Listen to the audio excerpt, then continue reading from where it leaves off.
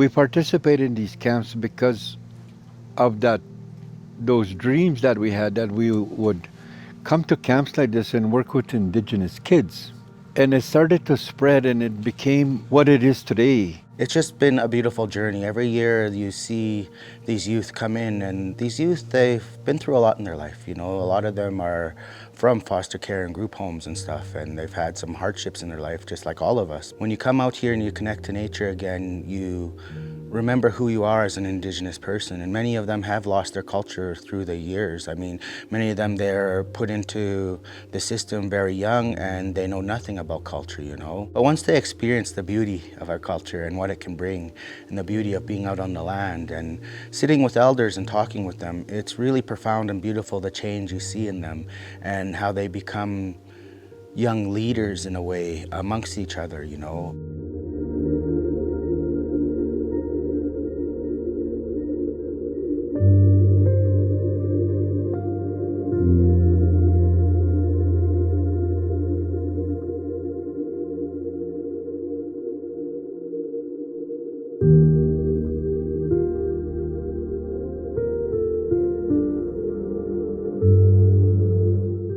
You bring your young people out to a space like this where they're in trees, nature, no technology to really support, you know, and be disengaged into, that you're having to sit and be present. We're missing that in our urban centers. We're missing the plants and the medicines and the animals that are around us to tell us our stories, to see the stars at night out here and have your creation stories and your star stories come to that much more life out here is much more meaningful. I personally say this is like a perfect way to get out of the city and like find yourself more if you feel like you haven't. I just feel like I'm gonna walk out of this experience like with a better attitude towards everything, because like I feel like kind of humbled in the wilderness, and it's just a very nice feeling. And I just feel like everybody should get out and experience that once in a while.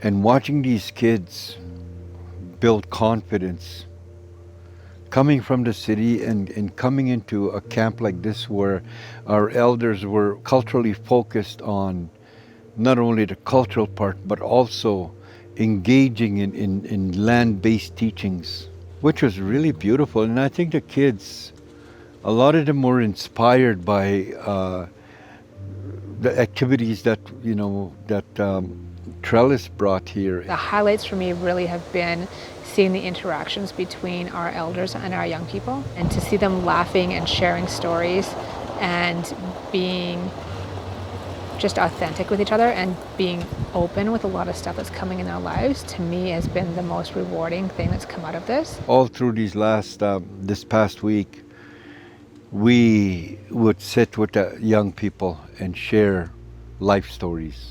A lot of the kids you could just see the glow in their eyes and their face and say, yeah. And that's one of I think the biggest reasons why we're both here today.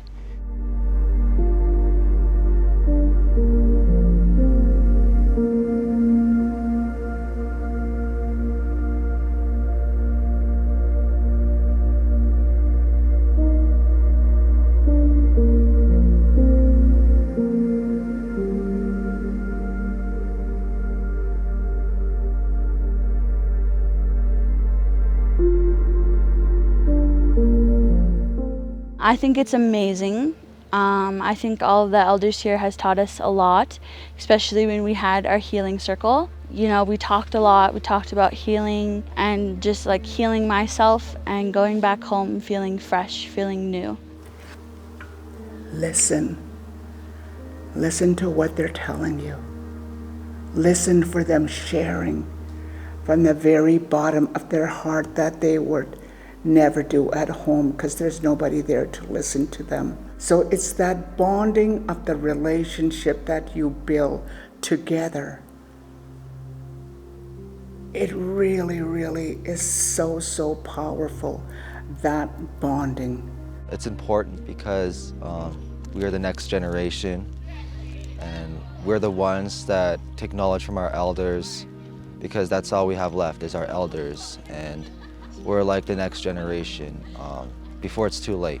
I don't save them, they save themselves. I just give them the tools to look at themselves in a better way, to give them pride in themselves, to let them know it's okay that they've had a hard life. You know, it's not their fault. This whole week is not going to change their life forever, but it's a tool.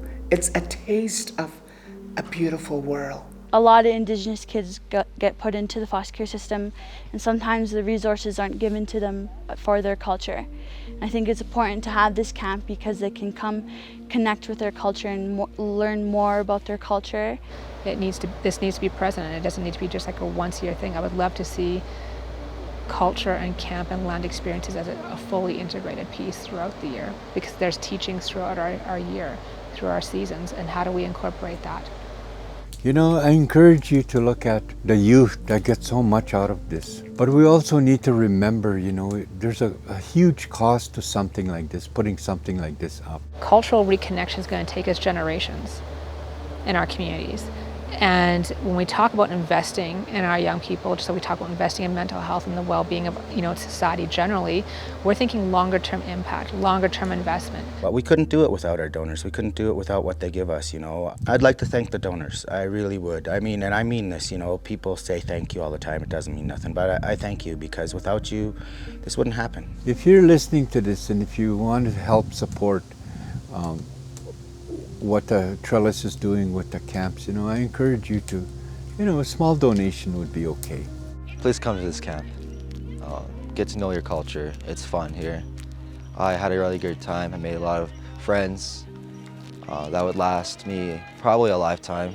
This is the place to be, because this is where you'll find peace, because peace is with nature. Peace is listening to the birds. This is beautiful. This is where we belong, you know. We come from this earth. We should protect it, you know. It's beautiful.